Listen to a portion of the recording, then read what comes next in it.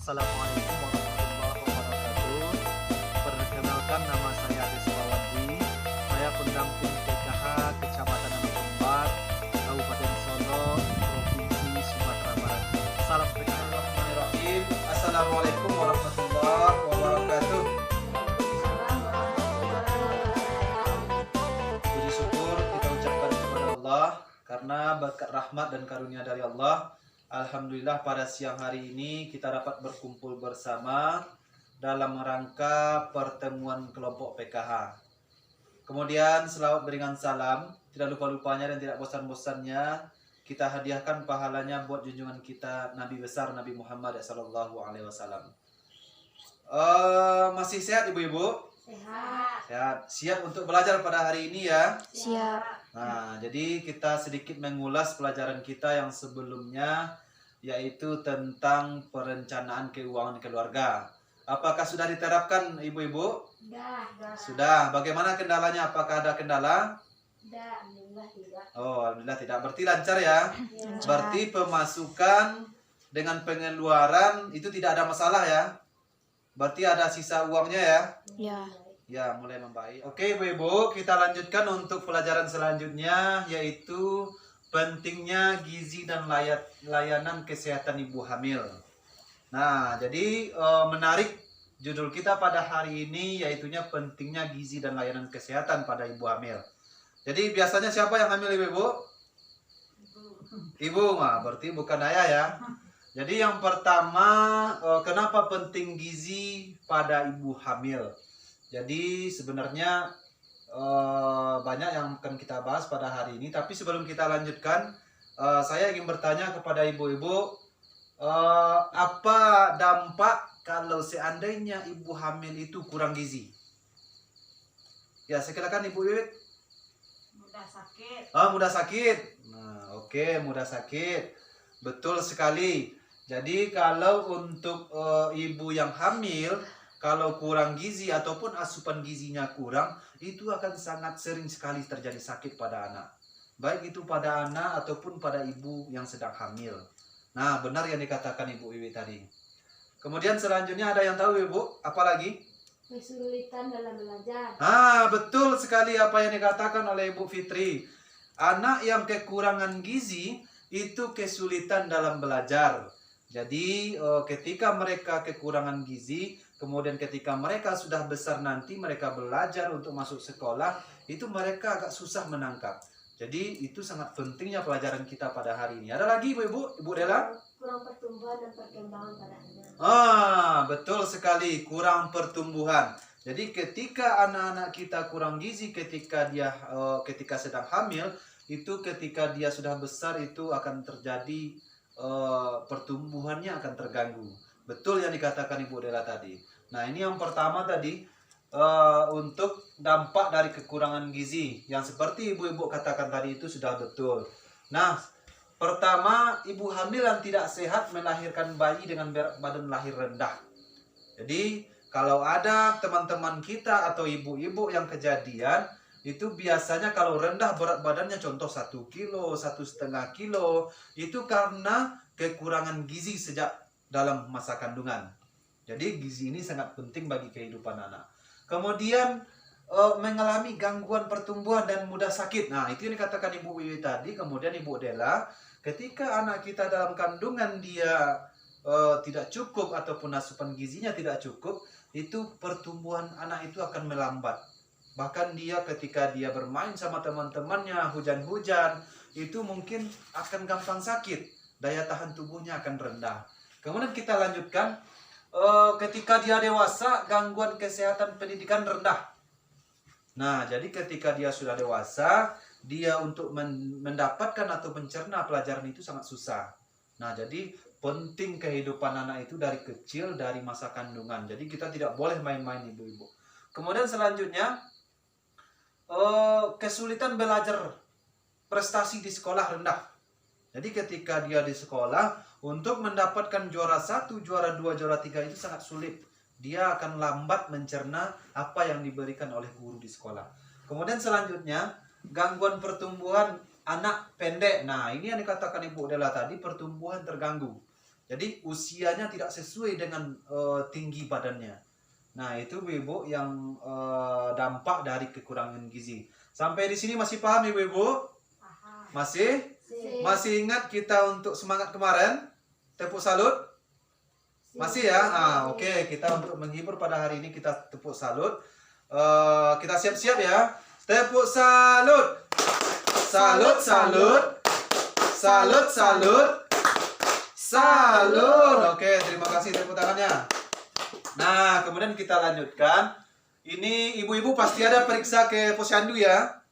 Ibu Fitri ada periksa ke posyandu? Ada. Ada. Kemudian ada yang tahu? Kalau yang tahu angkat tangan. Berapa kali pemeriksaan kehamilan selama kehamilan? Ada yang tahu? Silakan angkat tangan. Ibu Fitri silakan Bu. 2 kali. 2 kali pemeriksaan. Ya. Oke. Ibu Wit berapa? 3. 3 kali. 4 kali. 4 kali.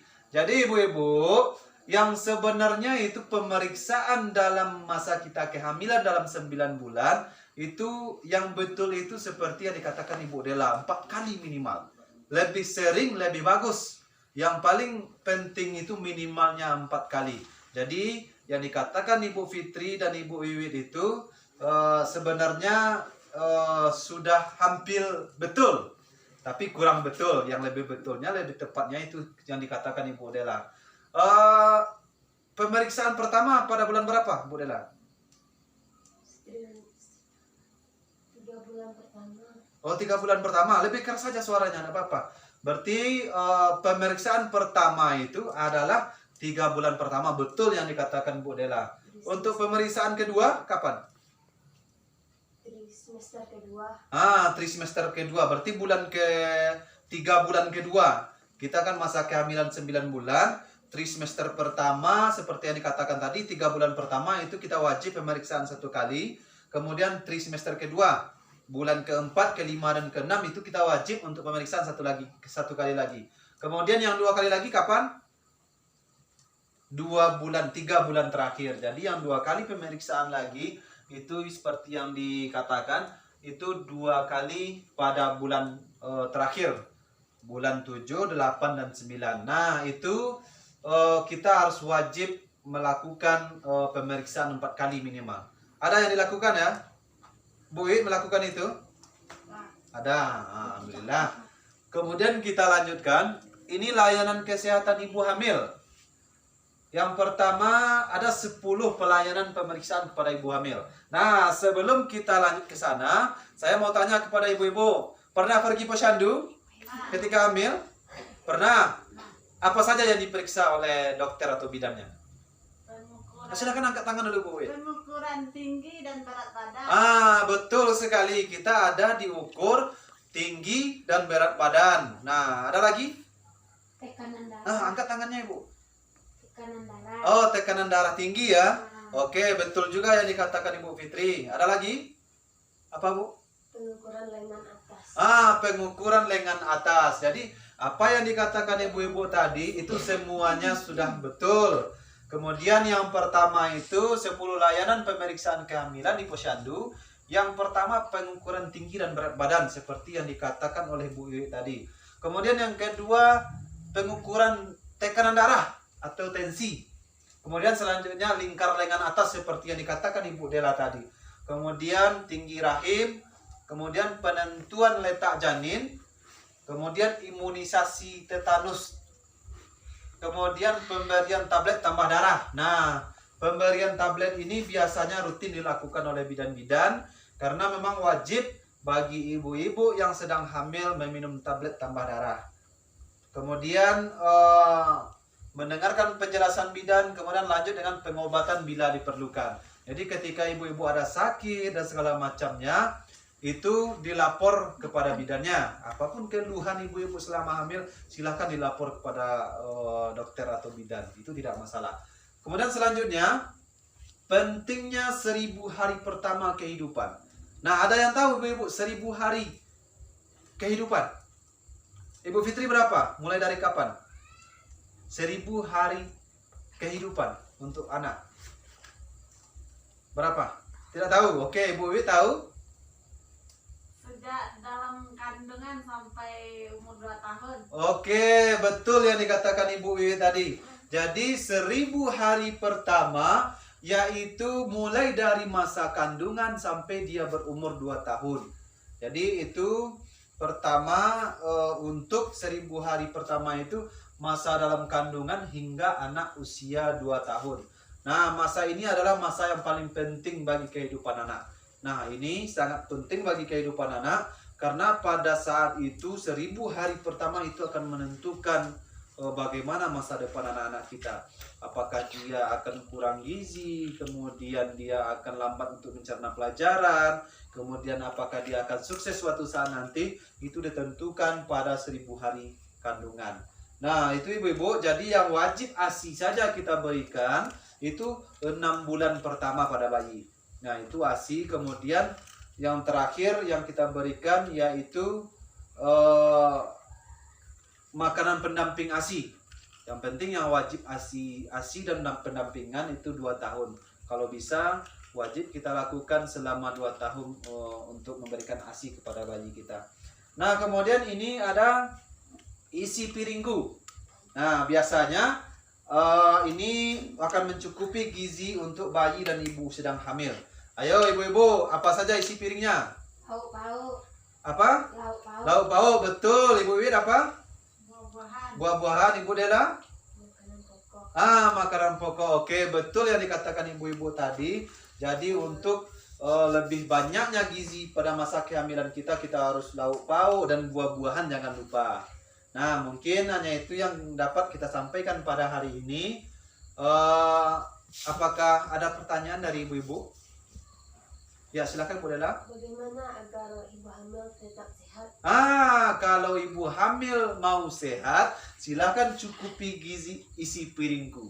Nah, harus diisi lauk pauk, kemudian buah-buahan, kemudian sayuran dan juga karbohidrat, makanan pokok. Kalau untuk buah-buahan itu termasuk vitamin, kemudian lauk pauk itu protein, kemudian sayuran itu mineral. Sudah paham ya ibu-ibu? Sudah paham? Dan kami minta kepada ibu-ibu setelah kita melakukan pembelajaran ini supaya diterapkan di rumah. Oke ibu-ibu? Oke. Masih semangat? Semangat. Oke, terima kasih atas kehadirannya pada hari ini. Akhir kata, assalamualaikum warahmatullahi wabarakatuh.